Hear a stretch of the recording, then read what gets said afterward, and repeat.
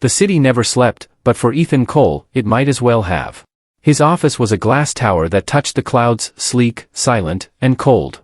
As the CEO of Cole Enterprises, he was a man everyone admired from afar but no one really knew.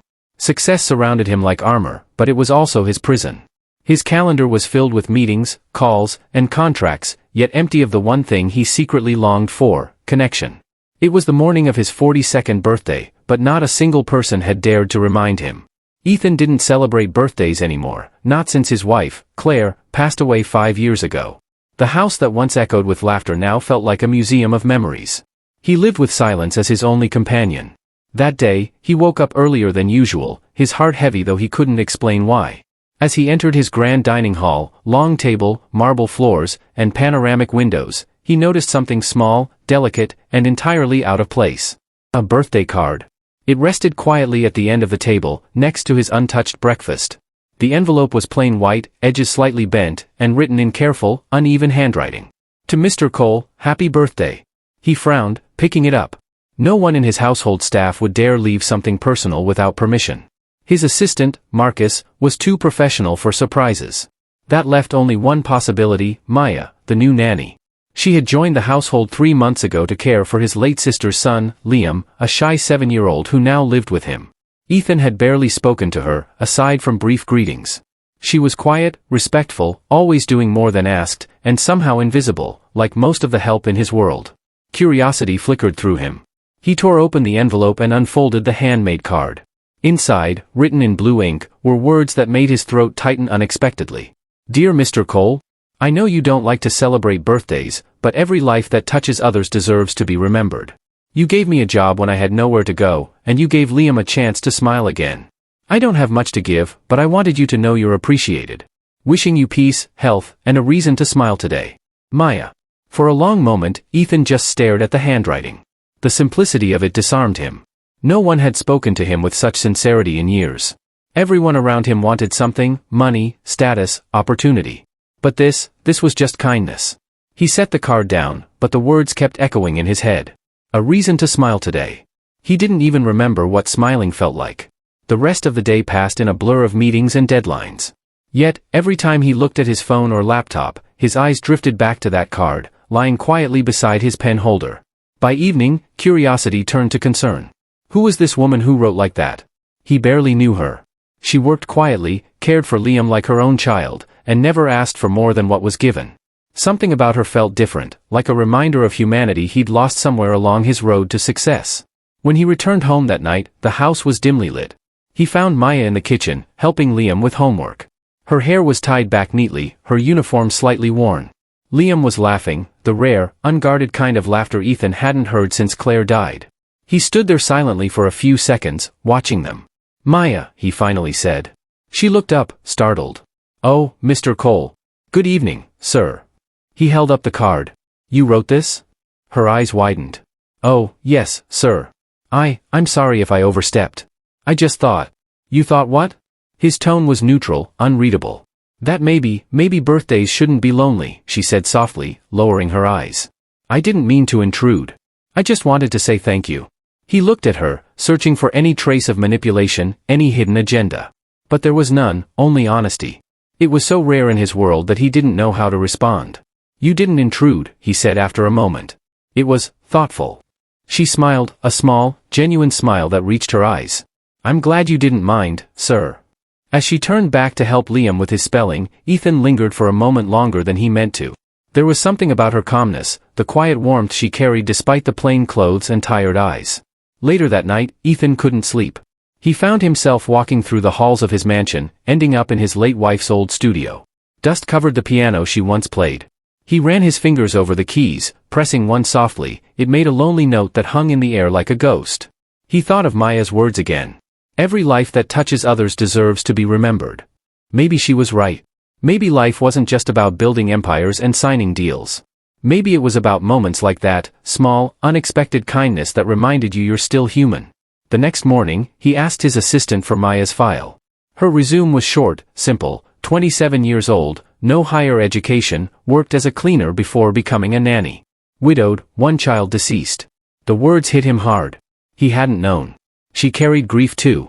That day, he asked her to join him for coffee, something he never did with his staff. Maya looked startled, unsure if it was a test. But he simply smiled and gestured toward the garden. They sat under the oak tree outside. The air smelled of jasmine and rain. "I didn't know you lost a child," he said quietly. She froze, then nodded. "Yes, sir. 2 years ago. His name was Daniel. He was only 5. Pneumonia. I couldn't afford the hospital bills." Her voice cracked, but she didn't cry. The strength in her calmness broke him more than tears ever could. "I'm sorry," Ethan said softly. She smiled faintly.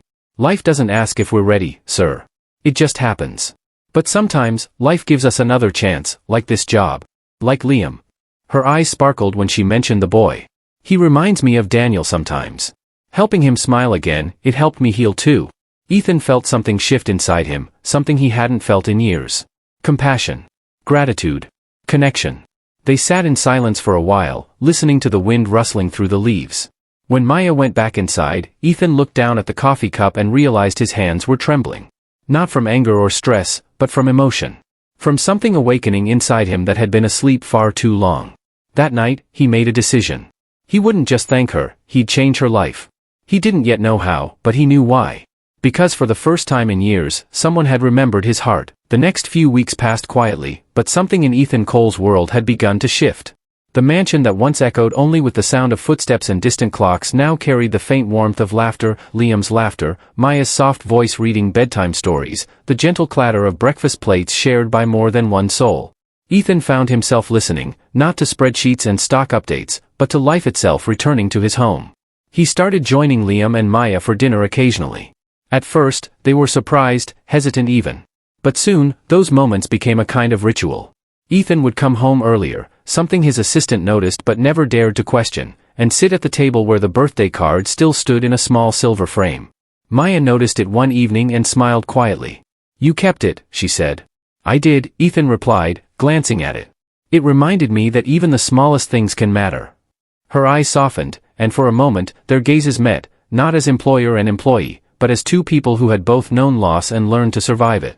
But as Ethan's admiration for Maya grew, so did his curiosity. He had power, immense power, yet he had never thought about how his decisions rippled through lives like hers. She was still struggling quietly, he could see it, her shoes were worn, her coat too thin for the coming winter, and sometimes he caught her rubbing her wrist as if hiding an old injury. One night, after Liam went to bed, Ethan called Marcus, his assistant. "Marcus, I want you to look into Maya's background, properly this time. Not the resume. Her life." Marcus hesitated. "Personal reasons, sir?" "Human reasons," Ethan said, his tone soft but final. The next morning, the file landed on his desk. He read it slowly, and each page cut deeper. She'd grown up in foster care. No family. Married young to a factory worker who died in an accident 2 years later. Their son, Daniel, had fallen ill soon after. Hospital debt had swallowed everything she owned. When the bills piled too high, she lost her apartment, her job, and eventually her will to keep asking for help. That's when she applied to Cole Enterprises' housekeeping agency. Out of hundreds of applications, hers had been accepted by chance. Or fate. Ethan sat back in his chair, staring at the city skyline outside his office. He had built this empire on efficiency, ambition, control, yet here was a woman who had nothing, and still gave more heart to life than he ever had. He closed the file gently. Then he picked up his phone. "Marcus," he said. "I want the HR department to open a scholarship fund. Quietly. For single parents who've lost children. Name it the Daniel Hope Foundation. Don't attach my name." Marcus paused. "Understood, sir." Ethan hung up, a strange peace filling him. For the first time, he was building something that wasn't about profit, but purpose. But that wasn't all. He had one more plan, personal, not professional. A few days later, the house buzzed with an energy Maya didn't understand. The gardener was trimming the hedges, the chef was preparing a lavish dinner, and even Liam seemed to know something she didn't. "Maya," Ethan said that afternoon, stepping into the living room. "Would you join us for dinner tonight? No work, just dinner." She hesitated. "Oh, sir, I couldn't." "You can," he said gently. "Please." When evening came, the dining hall glowed with warm light and soft music. Maya stood awkwardly by the door, wearing her best, a simple blue dress that had clearly seen better days, but made her eyes shine. Liam ran up and grabbed her hand. "Come on, Maya. You have to sit next to Uncle Ethan." She laughed and followed him to the table. Dinner was pleasant, even joyful. They talked about Liam's school, the garden, the upcoming holidays. But just as dessert was served, Ethan cleared his throat. "There's something I want to share," he said, standing up. "Maya, you probably don't know this, but your card, that birthday card, changed something in me." Maya looked confused. "I didn't mean to, sir. I just wanted to wish you." He held up a hand. "You reminded me what life really means. That success isn't about how high you climb, but how deeply you care.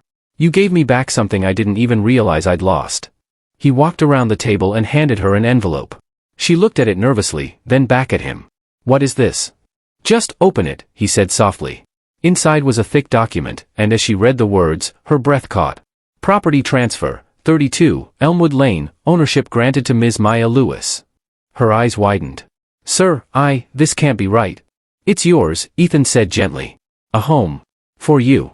A place that's truly yours. You've spent your life giving to others. It's time someone gave something back." Tears spilled down her cheeks before she could stop them. "I don't deserve this." "You do," he said firmly. "And more than that, I've started a foundation in your son's name. The Daniel Hope Foundation. It'll help single parents like you, people who've lost everything but keep going anyway. You inspired it." Maya's hands shook as she covered her face, sobbing quietly. Liam ran over and hugged her, confused but happy. "Why are you crying, Maya?" She laughed through tears. "Because, sometimes people are kind, Liam. So kind it makes your heart ache." Ethan felt something stir in his chest, a mix of warmth and humility. It wasn't charity he'd given her, it was gratitude. She had reminded him how to feel human again.